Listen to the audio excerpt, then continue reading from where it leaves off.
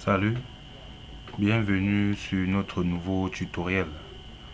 Aujourd'hui, nous allons voir comment faire un modèle de régression logistique binomiale. Nous allons aller de la manière la plus simple pour que tout le monde puisse en tirer quelque chose du travail qui sera fait aujourd'hui. Ok, avant, nous devons choisir, pour ne pas être long, je vais choisir au hasard comme ça, 4 ou 5 variables que nous allons travailler avec, parmi lesquelles il y aura une variable dépendante et 3 ou 4 variables indépendantes. Le plus important, c'est de connaître le processus. Sans toutefois tarder, nous allons travailler sur notre variable changement de logement que voici. Nous allons d'abord la visualiser pour voir comment elle se comporte. Notre variable changement de logement que voici. Ok, nous voyons donc que ici, notre variable changement de logement a deux modalités. Nous avons la première modalité, les individus qui n'ont pas eu à changer de logement et les individus qui ont eu à changer de logement. Nous allons donc voir et chercher à expliquer pourquoi un individu peut changer de logement ou pas. Et cette variable est déjà bien recodée. 1 pour l'événement qu'on étudie. 2 pour l'événement inverse, parce qu'il est toujours important lorsqu'il s'agit d'un modèle de régression logistique binomiale de recoder la variable en 0 et 1. Et je répète que 0, c'est l'événement contraire à l'événement qu'on veut étudier.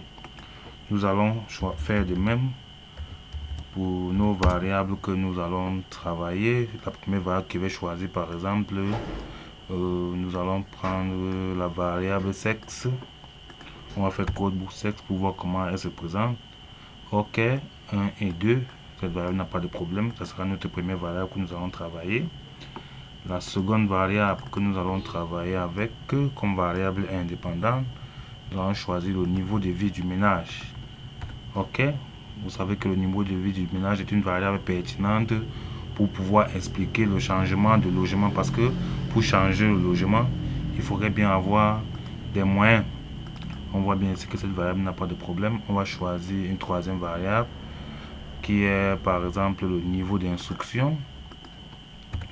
Le niveau d'instruction, elle aussi, elle est bien recodée. Il n'y a pas de missing, c'est bon. Nous allons choisir une dernière variable qui peut être le groupe d'âge. Ok. Voilà donc, je peux dire comme ça nos 4 variables avec lesquelles nous allons travailler. Donc la première variable que nous avons choisi qui est le sexe de l'individu, masculin, féminin, sera notre première variable. Nous allons avoir le niveau de vie du ménage qui sera la seconde variable.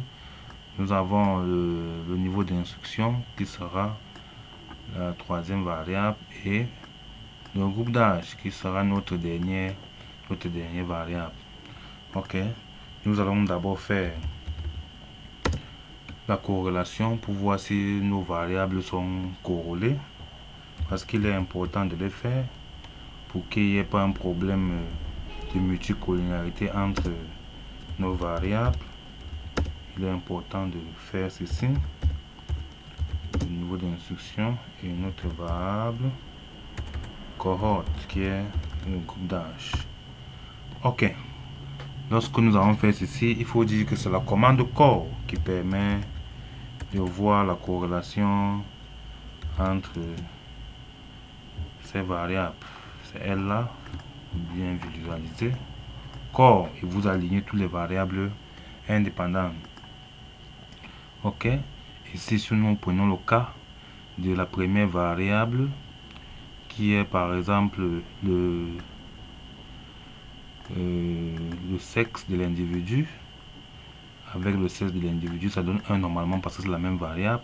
Maintenant, si nous prenons le sexe de l'individu que voici avec le niveau de vie du ménage, nous voyons que la corrélation est faible.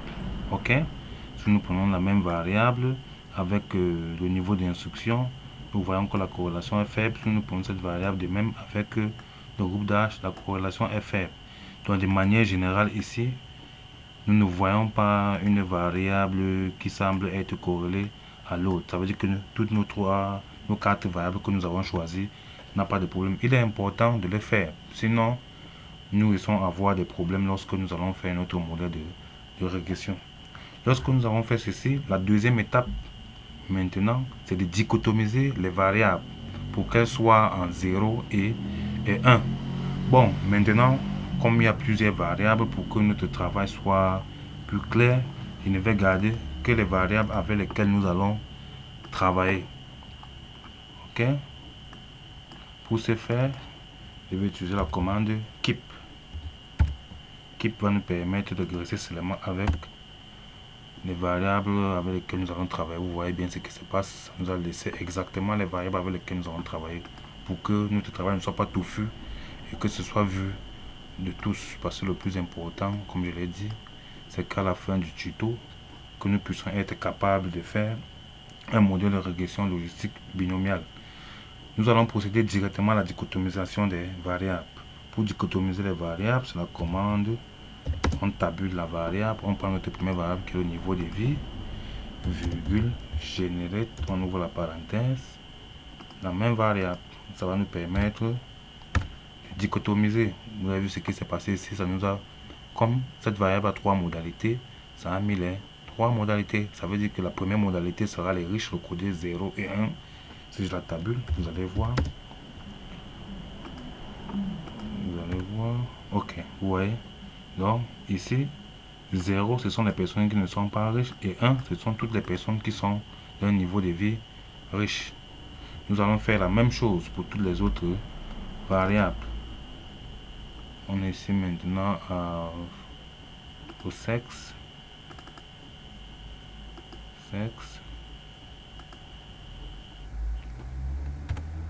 Ok. L'autre modalité, c'est quoi? On a pris le niveau de vie, oui. On a pris le sexe, oui. Maintenant, on va prendre le groupe d'âge. Ok. Vous voyez comment ça s'affiche ici. On va prendre la dernière variable qui est le niveau d'instruction. Ok. Nous avons dichotomisé nos variables. On peut les ordonner aussi, hein, parce qu'il faut que ça commence par le cercle de l'individu. Si on était par exemple dans une analyse purement démographique et que nous avons fait un cadre logique, normalement c'est le sexe qui devait commencer. Bon, on va commencer par le sexe. Comme on a pris le sexe, on va prendre ici le niveau de vie du ménage. Et voici. Après ça, on va prendre le niveau d'instruction. Après ça, on va prendre normalement l'âge. Vous allez voir, ça va ordonner. Bon, on verra ici que ça commence par la variable dépendante normalement, qui est le changement de logement. Ok. Si nous cliquons sur Entrée, vous avez vu, ça nous a ordonné ces différentes variables ici. Après avoir fait ça, la prochaine étape sera de supprimer. Nous allons choisir de supprimer toutes les modalités des variables qui ont le plus gros effectif. Vous allez me poser la question de savoir pourquoi supprimer uniquement les modalités des variables qui ont les plus gros effectifs. Parce que ce sera nos modalités de référence. Nous pouvons aussi choisir de prendre les modalités des variables qui ont le plus petits effectifs. Mais nous allons choisir dans ce cas de supprimer les modalités des variables qui ont le plus gros effectifs. Pour supprimer la modalité d'une variable, c'est la commande drop. C'est drop qui va nous permettre de supprimer la modalité de la variable qui a le plus gros effectif. On va commencer avec l'âge. On dit drop. Quand nous visualisons, avec le sexe, autant pour moi, quand nous visualisons le sexe, nous avons vu ici que c'est ceux de sexe féminin qui ont le plus gros effectifs. Donc, ce sont les personnes de sexe féminin qui ont le plus gros effectif. Donc, ce sont eux qu'on va supprimer. Donc, on va dire drop le sexe féminin. Ok. On va faire de même pour toutes les autres variables. Donc, toutes les variables, on va supprimer la modalité qui a le plus gros effectif. Après le sexe, nous allons choisir le niveau de vie du ménage. Au niveau de vie du ménage que voici, nous avons vu que ce sont ceux qui ont un niveau de vie moyen. Ceux qui ont un niveau de vie moyen, qui a le plus gros effectifs. Donc, ceux qui ont un niveau de vie moyen. Donc on va drop la troisième modalité. Ok, on va faire de même pour l'autre variable qui est le niveau d'instruction. Notre niveau d'instruction ici, on voit que c'est ce le niveau de vie secondaire qui a le plus gros effectif. Donc nous allons supprimer la deuxième modalité secondaire. Et la dernière modalité sera notre variable h. Notre variable h, on va regarder 465. On va voir que ce sont nos individus âgés de 15 à 19 ans qui ont plus gros effectifs. Donc on va supprimer cette modalité là.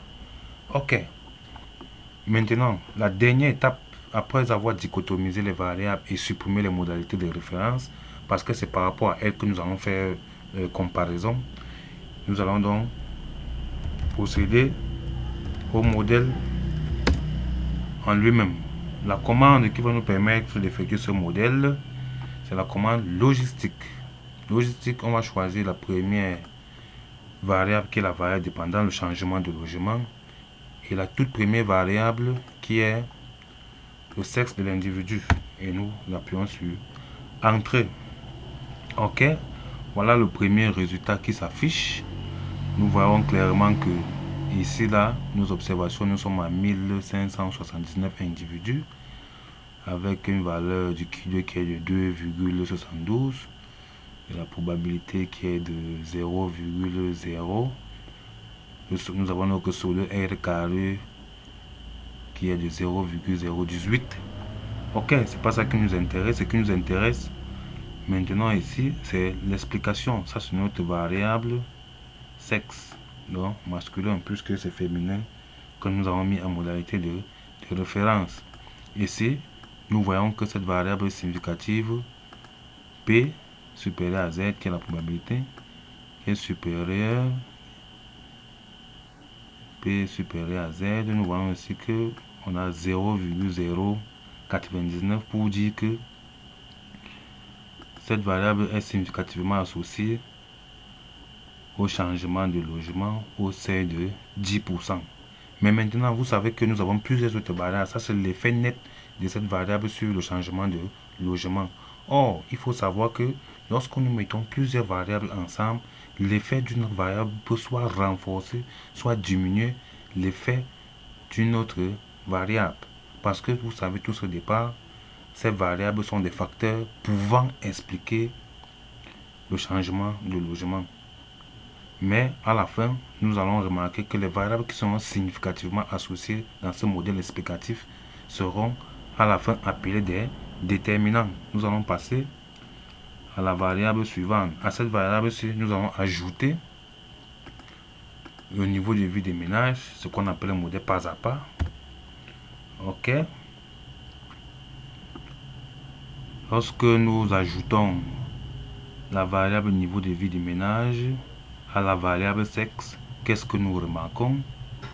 Nous allons remarquer ici que cette variable a perdu sa significativité.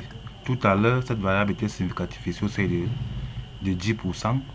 Or, vous voyez donc que lorsque nous avons ajouté la variable niveau de vie, elle a perdu sa significativité.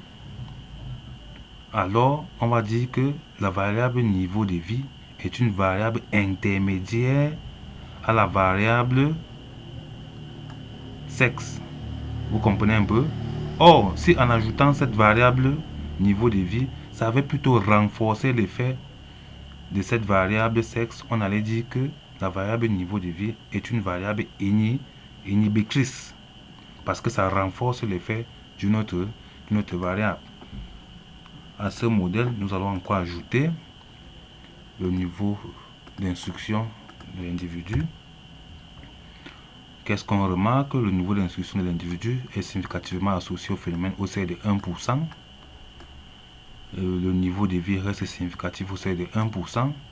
Mais le sexe du ménage a perdu totalement sa significativité. Donc elle n'est plus explicative. Elle n'explique plus le changement de logement. Ok, nous allons ajouter notre dernière modalité qui est le groupe d'âge. Ok, maintenant ça veut dire que nous allons donc ajouter nos 4 variables qui est en réalité le modèle saturé, puisque lorsque nous mettons la dernière variable, on appelle ça généralement le modèle saturé. Maintenant que nous avons fait notre modèle de régression logistique, il faut savoir que une chose est de faire le modèle de régression logistique binomiale, une autre chose est de pouvoir l'interpréter. Donc ici, je vais vous montrer comment interpréter ce modèle. Vous avez vu un exemple. On ne s'arrête pas seulement à 4 variables. Si en fonction du phénomène que vous étudiez, vous pouvez avoir 10 variables, 11 variables, vous pouvez aller plus loin. Le but est de comprendre le processus. Ok, nous allons passer donc à l'interprétation. Ici, nous voyons que il y a 1579 individus qui ont fait l'objet de ce travail. La valeur du Q2 est de 168 et nous voyons que ce Q2 est significatif, notre modèle est significatif au seuil de 1% avec une valeur de Q2 de 10%. Donc voyons que pour uniquement ces 4 variables que nous avons utilisées pour expliquer le changement de logement, ces variables expliquent elles seules 10%, 10,91, donc 11% du phénomène. Ça veut dire que sur 100 variables qui peuvent expliquer le changement de logement, nous avons utilisé seulement 11 variables qui sont susceptibles d'expliquer le changement de logement. C'est ce que ça veut dire à ce niveau. Maintenant, nous passons là. Ici, c'est ce qu'on appelle les hautes ratios. Donc, ce sont les probabilités qui vont nous permettre de dire le nombre de chances qu'un individu a de changer de logement. Et ici, ce sont les seuils de significativité. Et là, nous avons les intervalles de confiance, le nombre de chances de se tromper en disant que tel égale tel.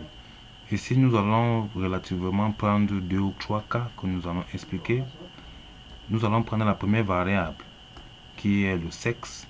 Nous voyons aussi que cette variable n'explique pas le phénomène. Donc, on va dire que le sexe de l'individu n'est pas significativement associé au changement de logement. Pour dire en termes clairs que le fait qu'un individu quitte un logement A pour un logement B ne s'explique pas par le fait qu'il soit un homme ou une femme. C'est ce que ça veut dire. Ok, nous allons prendre la variable niveau de vie. Nous voyons que les individus qui ont un niveau de vie de les pauvres, nous allons voir ici donc que les pauvres ont, bon, on va prendre cette probabilité moins 100, ça va faire 35. On va donc dire ici que les individus de niveau de vie pauvre ont 35,85 fois moins de chances de changer de logement que ceux d'un niveau de vie moyen. Niveau de vie moyen, pourquoi? Parce que tout à l'heure, c'est cette variable que nous avons enlevée, que nous avons supprimée, qui est notre variable de référence. Je recommence. Ici, comme c'est 0, on va faire la probabilité de moins 1. Donc, on va prendre 100 moins 0,65 qui vont faire 0,35, donc 35%. On va donc dire que les individus de, ici c'est pauvre, on va donc dire que les individus qui ont un niveau de vie pauvre ont 35,83% moins de chances de changer de logement que ceux de niveau de vie moyen. Et dans la vie même, c'est logique, ceux qui n'ont pas assez de moyens ne vont pas changer de logement comme ceux qui ont quand même un niveau de vie acceptable. Ils sont ceux qui ont par exemple un peu de moyens qui peuvent changer de logement comme ils veulent. Donc vous voyez que ce résultat reflète un peu la réalité. Je vais prendre une dernière variable qui est le groupe d'âge. Bon, toutes ces modalités sont significatives. Je vais prendre celle qui a la modalité qui a le plus gros coefficient, 7. Donc ici, c'est les individus qui sont âgés de 30 à 34 ans. On va donc dire que Ici, les individus âgés de 30 entre les individus âgés entre 30 et 34 ans ont 7,73 fois plus de chances de changer de logement que ceux des individus âgés entre 15 et 19 ans. Ça, c'est logique. Dans la réalité, les individus qui sont âgés entre 15 et 19 ans, dans la plupart des cas, habitent encore chez eux et n'ont même pas encore d'emploi stable, surtout en Afrique. Or, ceux qui sont âgés entre 30 et 34 ans, généralement sont dans la population, bon, si on peut dire active, qui ont déjà un boulot, ils peuvent se permettre de changer de logement. Voilà un peu de manière générale un exemple de modèle de régression logistique binomiale. Nous allons terminer ceci en faisant tout un petit test d'adéquation du modèle pour voir si notre modèle est adéquat. Nous allons faire un LROC.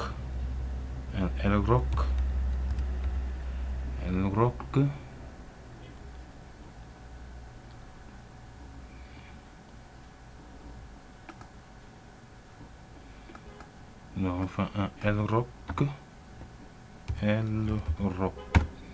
Ok. On va faire le LROC pour nous montrer le pouvoir discriminatoire de notre modèle qui permet de classer les individus dans chaque groupe. Donc ceux qui peuvent changer de logement et ceux qui ne peuvent pas changer de logement. Généralement, nous allons dire que la courbe LROC donne des valeurs comprises entre 0 et 1. Généralement, c'est ce qui est fait. Donc, lorsque le LROC, notre valeur du LROC que voici, est égale à 0,5, on va dire que notre courbe ou encore notre modèle n'est pas discriminant. Donc, ce n'est pas bon. Les variables que nous avons prises n'expliquent pas clairement le phénomène. Lorsque toujours notre LROC est compris entre 0,5 et 0,6, on va dire qu'il y a une mauvaise discrimination. Lorsque ce LROC est compris entre 0,6 et 0,7, on va quand même dire que ce LROC peut être faible. Mais lorsque c'est compris entre 0,7 et 0,8, comme c'est le cas dans notre étude, dans notre exemple que nous venons de prendre, on va dire que notre modèle a un pouvoir discriminatoire acceptable. Mais lorsque maintenant ce R est compris entre 0,8 et 0,9, on va dire que le pouvoir discriminant est vraiment excellent. Il y a plusieurs autres tests qu'on peut faire. Nous allons nous arrêter à ce niveau. Nous avons appris comment faire un modèle de régression logistique binomiale. Merci d'avoir écouté attentivement notre tuto. Si vous avez aimé, n'hésitez pas à vous abonner et de partager parce que ça peut aider les uns et les autres. Et on se retrouve prochainement avec un nouveau tuto.